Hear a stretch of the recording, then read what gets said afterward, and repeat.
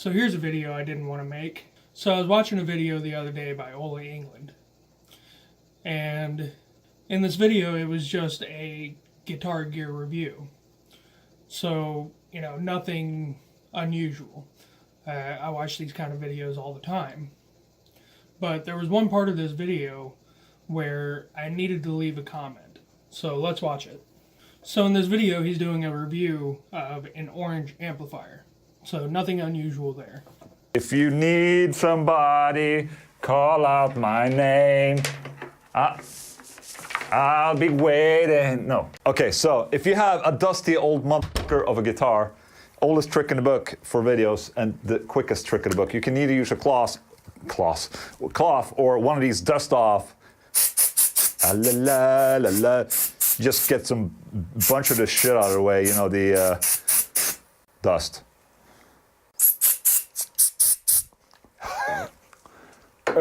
Probably not good for you, but there it is anyway.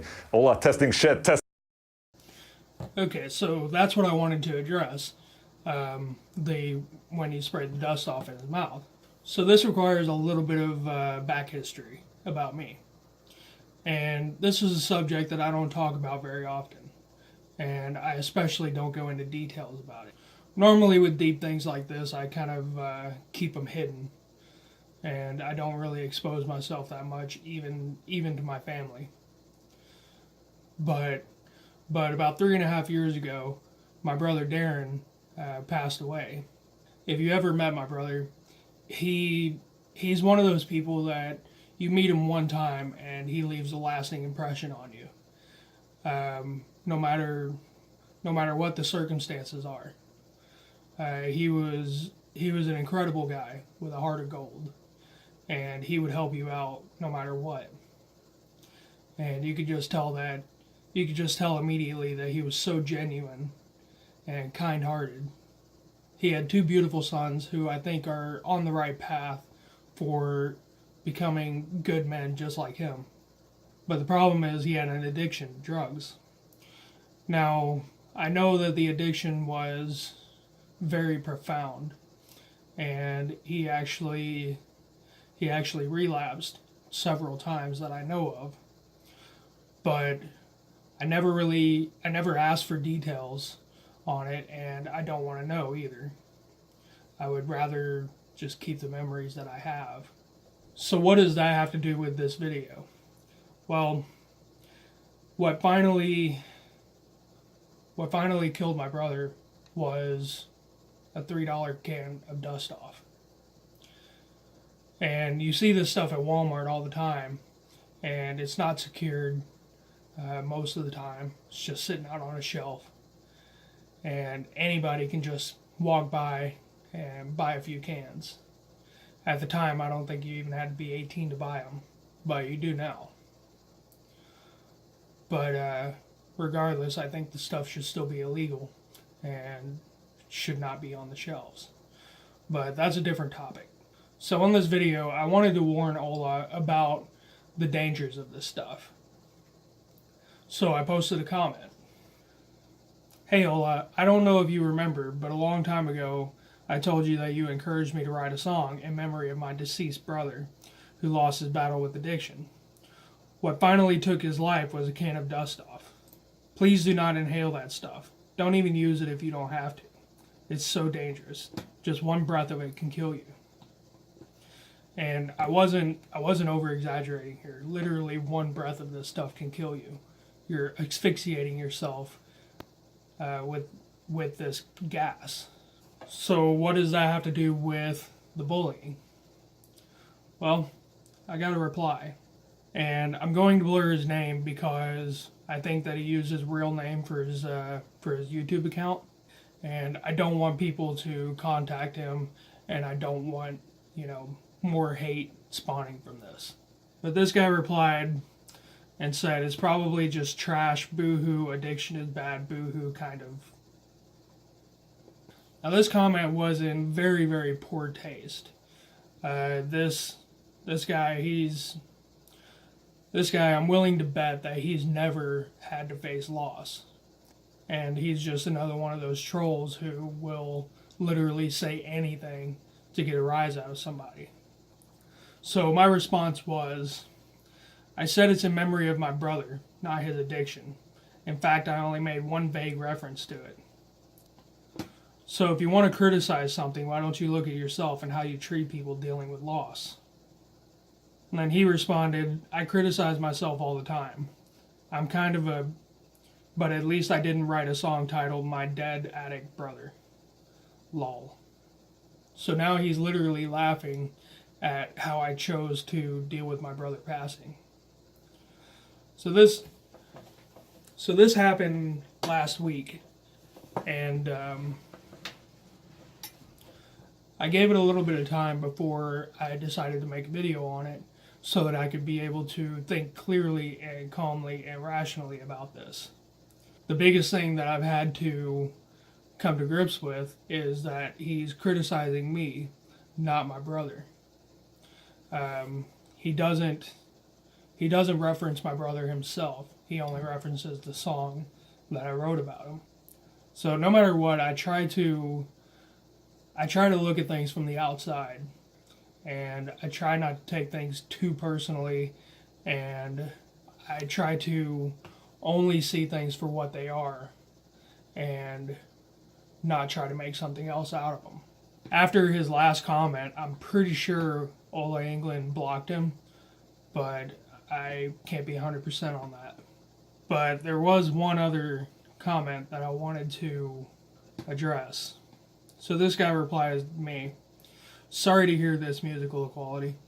I was an addict for a while and Duster was my go-to when I only had a few bucks in my pocket. Multiple times I passed out and woke up in the middle of the floor in a random room in my house. I'm grateful it did not claim my life. My eldest brother passed 13 plus years ago from huffing. I'm terribly sorry you had to endure this. Can't wait to hear the song.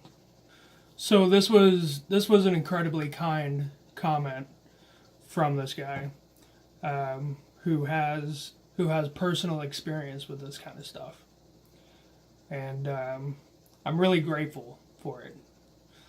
And this is the kind of support that we need to have in the guitar community and any community.